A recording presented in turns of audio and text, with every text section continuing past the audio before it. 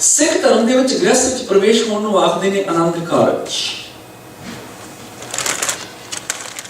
ਆਨੰਦ ਕਾਰਜ ਦਾ ਅਰਥ ਇਹ ਨਹੀਂ ਕਿ ਸਮਾਜਿਕ ਬੰਧਨ, ਨਾ ਹੀ ਆਨੰਦ ਕਾਰਜ ਦਾ ਇਹ ਅਰਥ ਹੈ ਕਿ ਮੌਜ ਮਸਤੀ ਦਾ ਸਾਧਨ। ਸਿੱਖ ਧਰਮ ਵਿੱਚ ਨਾ ਹੀ ਆਨੰਦ ਕਾਰਜ ਸੰਤਾਨ ਦੀ ਉਤਪਤੀ ਦਾ ਸਾਧਨ ਹੈ। ਸਿੱਖ ਧਰਮ ਵਿੱਚ ਆਨੰਦ ਕਾਰਜ ਹੈ ਉਹ ਕਾਰਜ ਜਿਹੜਾ ਆਨੰਦ ਦਿੰਦਾ ਹੈ। ਗ੍ਰਸਥ ਵਿੱਚ ਪ੍ਰਵੇਸ਼ ਹੋਣਾ ਉਹ ਕਾਰਜ ਹੈ ਜਿਹੜਾ ਆਨੰਦ ਦਿੰਦਾ ਹੈ। ਪਰ ਅਸੀਂ ਕੀ ਦੇਖਦੇ ਹਾਂ, ਆਨੰਦ ਕਾਰਜ ਹੋ ਜਾਂਦਾ ਹੈ, ਸਾਲ ਨਹੀਂ ਲੰਘਦਾ ਆਨੰਦ ਉੜ ਜਾਂਦਾ ਹੈ। ਕਿੱਥੇ ਗਿਆ ਆਨੰਦ ਕਾਰਜ ਦਾ ਆਨੰਦ? ਆਨੰਦ ਤੇ ਨਹੀਂ। ਪਤੀ ਪਤਨੀ ਨੇ ਇੱਕ ਦੂਜੇ ਦੇ ਵਾਲ ਹੱਥ 'ਚ ਫੜੇ ਹੁੰਦੇ ਨੇ, ਲੜ ਰਹੇ ਹੁੰਦੇ ਨੇ, ਘਰ ਨੂੰ ਜਗ ਭੂਮੀ ਬਣਾਇਆ ਹੁੰਦਾ ਹੈ, ਕਿਤੋਂ ਵੇਲਣਾ ਚੱਲ ਰਿਹਾ, ਕਿਤੋਂ ਸੋਟੀ ਚੱਲ ਰਹੀ ਹੈ।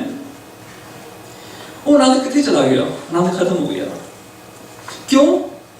ਕਿਉਂਕਿ ਅਸੀਂ ਆਨੰਦ ਕਾਰਜ ਦੀਆਂ ਚਾਰ ਲਾਵਾਂ ਦੇ ਚਾਰ ਗੁਣ ਨਹੀਂ ਸਮਝੇ। ਇਸ ਕਰਕੇ ਸਾਡੀ ਜ਼ਿੰਦਗੀ 'ਚ ਆਨੰਦ ਆਇਆ ਨਹੀਂ। ਅਸੀਂ ਸਿਰਫ ਫਾਰਮੈਲਿਟੀ ਕੀਤੀ ਆਨੰਦ ਕਾਰਜ ਦੇ ਨਾਂ ਤੇ। ਢੋਲ ਵਾਲੇ ਦੀ ਥਾਪ ਤੇ ਅਸੀਂ ਭਾਵੇਂ 4 ਘੰਟੇ 10 ਘੰਟੇ ਨੱਚਦੇ ਰਹੀਏ, ਪਰ ਆਨੰਦ ਕਾਰਜ ਵੇਲੇ ਚਾਰ ਗੁਣ ਸਮਝਣ ਵਾਸਤੇ ਥੋੜਾ ਜਿਹਾ ਸਮਾਂ ਚਾਹੀਦਾ ਸੀ, ਉਹ ਅਸੀਂ ਨਹੀਂ ਕੱਢਿਆ। ਅਸਲੀ ਮਕਸਦ ਰਹਿ ਗਿਆ। ਆਨੰਦ ਕਾਰਜ ਦੀਆਂ ਚਾਰ ਲਾਵਾਂ ਨਾਲ ਸੰਬੰਧਿਤ ਵਿਚਾਰਾਂ ਅਸੀਂ ਕੱਲ ਸਾਂਝੀਆਂ ਕਰਾਂਗੇ, ਕਿਉਂਕਿ ਅੱਜ ਸਾਡਾ ਸਬਜੈਕਟ ਹੈ ਪਤੀ ਦੇ ਨਾਲ ਸੰਬੰਧਿਤ। ਕੱਲ ਦਾ ਸਾਡਾ ਵਿਸ਼ਾ ਹੋਏਗਾ ਪਤਨੀ ਨਾਲ ਸੰਬੰਧਿਤ। ਇਸ ਜਗਤ ਦੇ ਵਿੱਚ ਬਹੁਤ ਸਾਰੇ ਪਤੀ ਨੇ, ਬਹੁਤ ਸਾਰੀਆਂ ਪਤਨੀਆਂ ਨੇ, ਪਰ ਸਾਰੇ ਪਤੀ ਚੰਗੇ ਨਹੀਂ ਹੁੰਦੇ, ਸਾਰੀਆਂ ਪਤਨੀਆਂ ਚੰਗੀਆਂ ਨਹੀਂ ਹੁੰਦੀਆਂ। ਇੱਕ ਚੰਗੇ ਪਤੀ ਦੀ ਇੱਕ ਕੁਆਲਿਟੀ ਹੈ, ਕੁਝ ਗੁਣ ਨੇ। ਚੰਗੀ ਪਤਨੀ ਦੇ ਕੁਝ ਗੁਣ ਹੋਣੇ ਚਾਹੀਦੇ ਨੇ। ਸਾਰੇ ਪਤੀ ਚੰਗੇ ਨਹੀਂ, ਸਾਰੀਆਂ ਪਤਨੀਆਂ ਚੰਗੀਆਂ ਨਹੀਂ। ਐਸੇ ਵੀ ਪਤੀ ਨੇ ਜਿਹੜੇ ਆਪਣੀ ਪਤਨੀਆਂ ਨੂੰ ਧੋਖਾ ਦੇ ਰਹੇ ਨੇ, ਐਸੀਆਂ ਵੀ ਪਤਨੀਆਂ ਨੇ ਜਿਹੜੀਆਂ ਪਤੀ ਨੂੰ ਧੋਖਾ ਦੇ ਰਹੀਆਂ ਨੇ। ਮਰ ਰਹੀ ਪਤਨੀ ਨੂੰ ਦੇਖ ਕੇ ਪਤੀ ਨੇੜੇ ਪਹੁੰਚਿਆ। ਕਈ ਦਿਨਾਂ ਤੋਂ ਬਿਮਾਰ ਸੀ ਪਤਨੀ। ਪਤਨੀ ਕਹਿਣ ਲੱਗੀ ਆਪਣੇ ਪਤੀ ਨੂੰ, हे ਪਤੀ ਦੇਵ, ਜਦੋਂ ਮੁਮਤਾਜ਼ ਦੀ ਮੌਤ ਹੋਈ ਸੀ, ਸ਼ਾਹਜਹਾਨ ਨੇ ਮੁਮਤਾਜ਼ ਦੇ ਲਈ ਤਾਜ ਮਹਿਲ ਬਣਾਇਆ ਸੀ। ਜਿਸ ਦਿਨ ਮੇਰੀ ਮੌਤ ਹੋਏਗੀ ਤੂੰ ਮੇਰੇ ਲਈ ਵੀ ਤਾਜ ਮਹਿਲ ਬਣਾਏਗਾ? ਪਤੀ ਆਖਦਾ ਕਿਉਂ ਨਹੀਂ, ਮੈਂ ਤੇ ਪਲਾਟ ਦੇਖ ਵੀ ਰੱਖਿਆ, ਤੇਰੇ ਵੱਲੋਂ ਦੇ ਰਿਹਾ ਮਰਨ 'ਚ। ਹੁਣ ਐਸਾ ਪਤੀ ਚੰਗਾ ਨਹੀਂ ਹੈ ਜਿਹੜਾ ਪਤਨੀ ਦੀ ਮੌਤ ਦੀ ਕਾਮਨਾ ਕਰ ਰਿਹਾ। ਉਹਦਾ ਪਲਾਟ ਤੇ ਮੈਨੇ ਰੱਖਿਆ ਹੋਇਆ ਹੈ, ਪਰ ਤੇਰੇ ਵੱਲੋਂ ਦੇ ਰਿਹਾ, ਤੂੰ ਮਰ ਨਹੀਂ ਰਹੀ, ਮੈਂ ਤੇ ਤਾਜ ਮਹਿਲ ਬਣਾ ਦਿੰਦਾ ਵਾਂ। ਕਿਸੇ ਪਤੀ ਨੇ ਫੋਨ ਕੀਤਾ ਪਤਨੀ ਨੂੰ, ਕਹਿੰਦਾ ਭਗਵਾਨ ਨੇ ਅੱਜ ਮੈਨੂੰ ਬੜਾ ਖਤਰਨਾਕ ਭਿਆਨਕ ਸੁਪਨਾ ਆਇਆ। ਸੁਪਨੇ ਦੇ ਵਿੱਚ ਮੈਂ ਰੰਡਾ ਹੋ ਗਿਆ। ਪਤਨੀ ਕਹਿੰਦੀ ਕਿ ਹਾਂ ਵਾਹਿਗੁਰੂ ਵਾਹਿਗੁਰੂ ਕਹੋ, ਇਸ ਤਰ੍ਹਾਂ ਦੇ ਸ਼ਬਦ ਨਾ ਬੋਲੋ। ਰੰਡਾ ਤੁਸੀਂ ਕਿਉਂ ਹੋ ਭਲਾ, ਮੈਂ ਰੰਡੀ ਕਿਉਂ ਨਾ ਹੋਵਾਂ?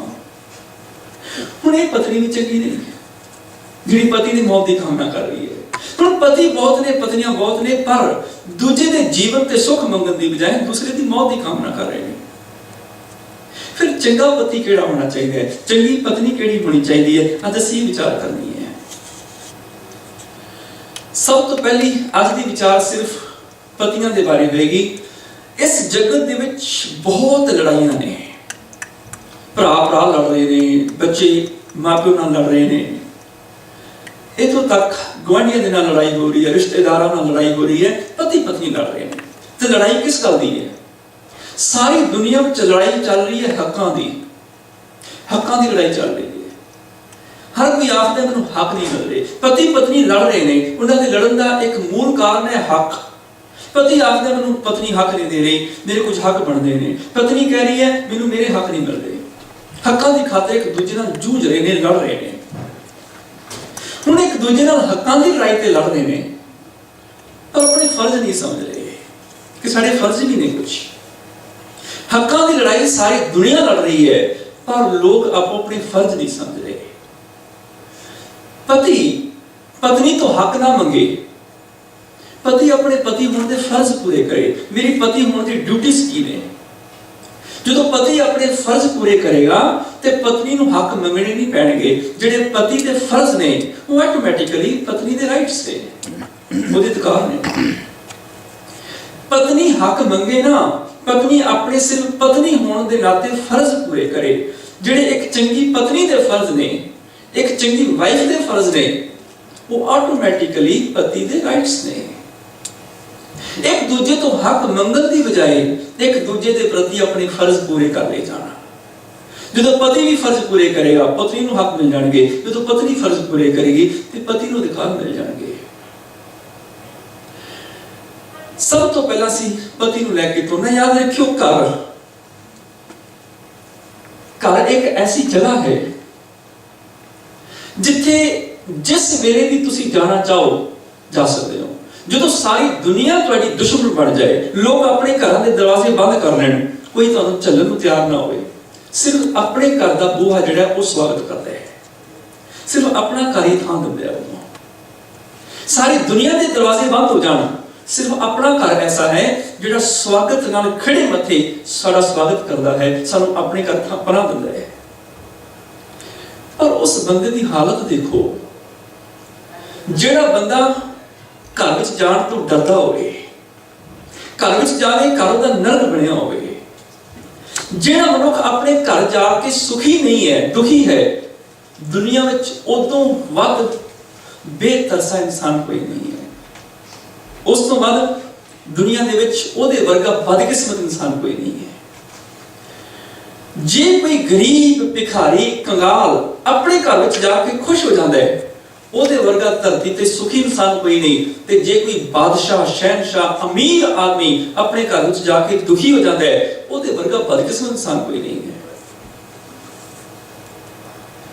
रॉबर्ट फ्रांस ने गल लिखी है कि घर एक अजिही थां है जिथे कि जिस वेले भी तुसी जाना चाहो तुहाडे लिए दरवाजा खुला है। पर एक विद्वान ने होर गल लिखी, कहने लगा भावें होवे शहनशाह ते भावें होवे कंगाल, सब तो सुखी मनुख वही है जिसनों अपने घर विच आके शांति प्राप्त होती है। ते जे घर आके भी शांति नहीं तो रब उहदे ते रहम करे। जिस मनुख को घर आके भी शांति नहीं है वो मनुख बदकिस्मत है, भावें बादशाही क्यों ना होवे, भावें देश का प्रेसिडेंट ही क्यों ना होवे, पर जिन्हों घर आके सुख है शांति है, वो मनुख भावें गरीब कंगाल भिखारी क्यों ना होवे, वो दुनिया का सुखी इंसान है। क्योंकि घर विच ही सुख नहीं शांति नहीं मिली, वो मनुख दुनिया च किते भी सुख शांति नहीं रह सकता। हुण इस तो अगली गल मैं करा, मैं तुहानू एक सवाल पूछदा हां। एक लफ्ज है जीवन साथी। माता पिता ने सानू जन्म दिता, जीवन सानू माता पिता तो मिलिया, पर असीं माता पिता नूं कदी जीवन साथी नहीं आखदे। भैण भरा साडे नाल पैदा होए, खेड़ के वड्डे होए, जवान होए, मरण तक भी कई बारी नाल हुंदे ने, सारी जिंदगी भैण भरा साथ देण वाले, असीं उन्हां नूं कदी जीवन साथी नहीं किया। साडे घर बच्चों ने जन्म लिया, साडे मरदे दम तक बच्चों ने साडी केयर कीती, बुढ़ापे सरा आसरा बने, पर असीं बच्चों नूं भी अपने जीवन साथी नहीं आखदे। जीवन साथी पति या पत्नी नूं कहा जाता है। कोई दस सकदा है क्यों पति या पत्नी नूं जीवन साथी क्यों कहा जाता है? तुसीं दस सकदे हो जी? क्योंकि उन्होंने विचारों की साझ होनी चाहिए है सारे कमां वास्ते, एक दूसरे के जो सीक्रेट्स है ने वो किसी होर दे नाल शेयर ना कर सकन, पर आपस विच कर सकते हैं। ठीक है जी। पति पत्नी को जीवन साथी क्यों कहा जाता है? तुसीं दस सकदे हो? तुसीं दसोगे जी? बहुत छोटी साहब दसोगे, मैं छोटी साहब दसोगे। हाँ जी, आ जाओ थोड़ा इत्थे नेड़े आ जाओ तुसीं, थोड़ा ने माइक दी कहा। तुसीं दसोगे कि जीवन साथी क्यों कहा जाता है? पति साथी दो जिहड़े पति ते पत्नी हैगे ने, they should get along well for the whole life till death do us apart, like the Hindu says। ते वो सारी उम्र वास्ते इकट्ठे हैगे ने। गुरु महाराज दे अंदर चार लावां पढ़ियां ने। ठीक, और कोई इस बारे कहना चाहेगा कुछ? हाँ जी भाई साहब जीवन जिहड़ा है, हाँ जी, जे बंदा कल्ला गुजारे ना, हाँ जी, ते ओह बिल्कुल अनफिनिश्ड या ਹੁੰਦਾ ਹੈਗਾ। ਉਸ ਵਿੱਚ you need somebody to help you to live ਤੇ ਉਹ ਜੇ ਜੀਵਨ ਜਿਹੜਾ ਹੈ ਖਾਸ ਕਰ ਜਿਸਲੇ ਬੰਦਾ ਕੋਈ 24-25 ਸਾਲ ਦਾ ਹੋ ਜਾਂਦਾ ਹੈਗਾ ਤੇ ਉਹ ਫਿਰ ਕੋਈ ਆਪਣਾ ਸਾਥ ਲੱਭਦਾ ਹੈ। ਠੀਕ ਸਾਥ ਜਿਹੜਾ ਹੈ ਉਹ ਸਾਥੀ ਦਾ ਲੱਭਦਾ ਹੈਗਾ ਵੀ ਜਿਹੜਾ ਤੁਹਾਡੇ ਨਾਲ ਤੁਹਾਡਾ ਦੋਸਤ ਹੋਵੇ, ਫਰੈਂਡ ਹੋਵੇ ਤੇ ਤੁਹਾਡੀਆਂ ਨੀਡਸ ਨੂੰ ਸਮਝ ਸਕੇ, ਤੁਹਾਡੀਆਂ ਐਕਸਪੈਕਟੇਸ਼ਨਸ ਨੂੰ ਸਮਝ ਸਕੇ ਤੇ ਤਾਂ ਕਿ ਤੁਸੀਂ ਇੱਕ ਚੰਗੀ ਜੀਵਨ ਚੰਗਾ ਜਿਹੜਾ ਹੈ ਉਹ ਗੁਜ਼ਾਰ ਸਕੋ। ਠੀਕ ਹੈ। ਉਸਨੂੰ ਜੀਵਨ ਸਾਥੀ ਕਹਿੰਦੇ। ਮੇਰਾ ਤਾਂ ਇਹੀ ਹੈਗਾ ਕਿ ਜਿਹੜਾ ਸਾਥੀ ਜਿਹੜਾ ਹੁੰਦਾ ਹੈ ਉਹ ਤੁਹਾਡੀਆਂ ਨੀਡਸ ਤੇ ਐਕਸਪੈਕਟੇਸ਼ਨ ਉਹ ਦੋਵਾਂ ਨੂੰ ਸਮਝ। ਠੀਕ ਹੈ, ਬਹੁਤ ਵਧੀਆ ਜੀ, ਬਹੁਤ ਅੱਛੇ ਜਵਾਬ ਤੁਹਾਡੇ ਸਾਰਿਆਂ ਵੱਲੋਂ ਮਿਲੇ ਨੇ। ਭਾਈ ਸਾਹਿਬ ਜੀ ਨੇ ਅੱਛਾ ਜਵਾਬ ਦਿੱਤਾ ਹੈ।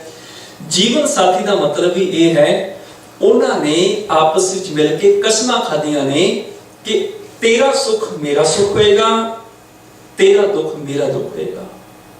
ਉਹਨਾਂ ਦੇ ਸੁੱਖ ਦੁੱਖ ਸਾਂਝੇ ਨੇ। ਜੀਵਨ ਸਾਥੀ ਇਸ ਤਰ੍ਹਾਂ ਦਾ ਹੋਵੇ ਕਿ ਪਤੀ ਦੁਖੀ ਹੋਵੇ ਤੇ ਪਤਨੀ ਪੇ ਤੜਫੇ, ਪਤਨੀ ਦੁਖੀ ਹੋਵੇ ਤੇ ਪਤੀ ਪਿਆਰ ਹੋਵੇ, ਜਿੱਥੇ ਸਰੀਰ ਦੋ ਹੋਣ ਪਰ ਜਾਨ ਇੱਕ ਹੋਵੇ, ਜਿੰਦ ਇੱਕ ਹੋਵੇ। ਇਕੱਠੇ ਬੈਠੇ ਨੇ ਸੋਫੇ ਤੇ, ਇਹਦਾ ਮਤਲਬ ਇਹ ਨਹੀਂ ਪਤੀ ਪਤਨੀ ਨੇ। ਪਤੀ ਪਤਨੀ ਉਹ ਨੇ ਜਿੱਥੇ ਸਰੀਰ ਦੋ ਨੇ ਪਰ ਜਿੰਦ ਇੱਕ ਹੈ। ਧੰਨ ਫਿਰ ਇਹ ਨਾ ਆਖੀਏ ਬਹਿਨ ਇਕੱਠੇ ਹੋਏ, ਏਕ ਜੋਤ ਦੋਏ ਮੂਰਤੀ ਧੰਨ ਫਿਰ ਕਹੀਏ ਸੋਏ। ਜਿੱਥੇ ਸਰੀਰ ਦੋ ਹੋਣ ਪਰ ਜਿੰਦ ਇੱਕ ਹੋਵੇ। ਉਹਨਾਂ ਨੇ ਆਪਸ ਵਿੱਚ ਕਮਿਟਮੈਂਟ ਕੀਤੀ ਹੋਵੇ ਕਿ ਇੱਕ ਦੂਜੇ ਦੇ ਸੁੱਖ ਦੁੱਖ ਨੂੰ ਅਸੀਂ ਆਪਣਾ ਸੁੱਖ ਦੁੱਖ ਕਰਕੇ ਜਾਣਾਂਗੇ। ਤੇਰੇ ਜੀਵਨ ਦਾ ਸੁੱਖ ਮੇਰਾ ਸੁੱਖ ਮੰਨਿਆ ਜਾਏਗਾ, ਤੇਰੇ ਜੀਵਨ ਦਾ ਦੁੱਖ ਮੇਰਾ ਦੁੱਖ ਮੰਨਿਆ ਜਾਏਗਾ, ਮੇਰਾ ਸੁੱਖ ਮੇਰਾ ਦੁੱਖ ਤੇਰਾ ਦੁੱਖ ਸੁੱਖ ਹੋਏਗਾ। ਇਸ ਕਰਕੇ ਕਿਸੇ ਵਿਦਵਾਨ ਨੇ ਬੜਾ ਸੋਹਣਾ ਲਿਖਿਆ ਹੈ, marriage is a commitment to each others habits for better living. ਦੂਸਰੇ ਸ਼ਬਦਾਂ ਵਿੱਚ ਤੁਸੀਂ ਇਹ ਕਹਿ ਲਓ ਕਿ ਦੋ ਅਧੂਰੇ ਵਿਅਕਤੀ ਆਪਣੀ ਤਾਕਤ ਇਕੱਠੀਆਂ ਕਰਕੇ ਜੀਵਨ ਦਾ ਆਨੰਦ ਪ੍ਰਾਪਤ ਕਰਨ ਲਈ ਸਾਂਝਾ ਯਤਨ ਕਰਦੇ ਨੇ। ਪਤੀ ਤੇ ਪਤਨੀ ਦੋ ਸ਼ਕਤੀਆਂ ਨੇ, ਐਸੀਆਂ ਸ਼ਕਤੀਆਂ ਨੇ ਜੇਕਰ ਇੱਕ ਦੂਜੇ ਦੇ ਵਿਰੋਧ ਵਿੱਚ ਖੜੀਆਂ ਹੋ ਜਾਣ ਤੇ ਘਰ ਤਬਾਹ ਹੋ ਜਾਂਦੇ ਨੇ, ਬੱਚਿਆਂ ਦੇ ਜੀਵਨ ਬਰਬਾਦ ਹੋ ਜਾਂਦੇ ਨੇ। ਇਹੀ ਦੋ ਸ਼ਕਤੀਆਂ ਜੇ ਮਿਲ ਜਾਣ, ਇਕੱਠੀਆਂ ਹੋ ਜਾਣ ਤੇ ਦੁਨੀਆ ਵਿੱਚ ਵੱਡੇ ਤੋਂ ਵੱਡੇ ਮੁਸੀਬਤਾਂ ਦੇ ਪਹਾੜ ਵੀ ਕਿਉਂ ਨਾ ਟੁੱਟ ਪੈਣ, ਰਲ ਕੇ ਮੁਕਾਬਲਾ ਕਰ ਲੈਂਦੇ ਨੇ। ਤੁਸੀਂ ਦੱਸੋ ਕਿ ਘਰ ਕਿਵੇਂ ਬਣਦਾ ਹੈ?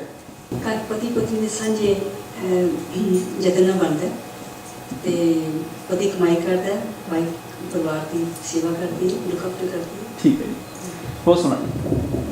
ਮੈਂ ਵੀ ਦੱਸ ਦਿਆਂ। ਹਾਂਜੀ ਦੱਸੋ ਦੱਸੋ। ਘਰ ਬਣਾਉਣਾ ਤੇ ਪਹਿਲਾਂ ਪਲਾਟ ਲੈਣਾ ਪੈਂਦਾ, ਫਿਰ ਮਿਸਤਰੀ ਇਕੱਠੇ ਕਰਨੇ ਪੈਂਦੇ ਆ, ਮਜ਼ਦੂਰ ਲਿਆਉਣੇ ਪੈਂਦੇ ਆ, ਫਿਰ ਕਿੱਟਾ ਗਾਰਾ ਇਕੱਠਾ ਕਰਕੇ ਫਿਰ ਘਰ ਬਣਦਾ।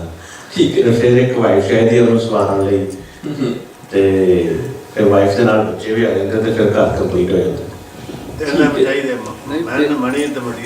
ਇਹ ਤਾਂ ਮਨੀ ਥੋੜੇ ਜਿਹਾ ਆ ਗਿਆ ਉਹ ਧਰਤੀ ਤੇ ਕਹਿਤਾ ਨਾ ਵੀ ਬੰਦਾ ਕਮਾਈ ਕਰਕੇ ਲਿਆਵੇ, ਹੁਣ ਉਹ ਦੁਬਾਰਾ ਥੋੜੀ ਕਹਿਣਾ ਹੈਗਾ। ਨਹੀਂ ਕਮਾਈ ਕਰਕੇ ਲੈ, ਕੱਲਾ ਕਮਾਈ ਕਰਕੇ ਫਿਰ ਘਰ ਵਾਲੀ ਲਿਆਵੇ ਤੇ ਉਹ ਕਰੇ, ਪਰ ਘਰ ਦਾ ਸਾਂਝਾ ਬਣਦਾ ਜੀ, ਔਰਤ ਤੇ ਮਰਦ ਨੂੰ ਘਰ ਸਾਂਝਾ ਬਣਦਾ। ਦੇਖੋ ਮੈਂ ਇੱਕ ਐਕਸਪੀਰੀਅੰਸ ਦੀ ਗੱਲ ਤੁਹਾਨੂੰ ਦੱਸਦਾ ਹੈਗਾ। ਸਾਡੇ ਵਿੱਚੋਂ 80% ਜਿਹੜੇ ਪਰਿਵਾਰ ਨੇ ਇੰਡੀਆ ਦੇ ਤੋਂ ਇਸ ਕਰਕੇ ਇੱਥੇ ਆਏ ਨੇ ਬਾਹਰਲੇ ਦੇਸ਼ ਵਿੱਚ ਕਿ ਸਾਡਾ ਫਿਊਚਰ ਬੈਟਰ ਹੋ ਜਾਏ।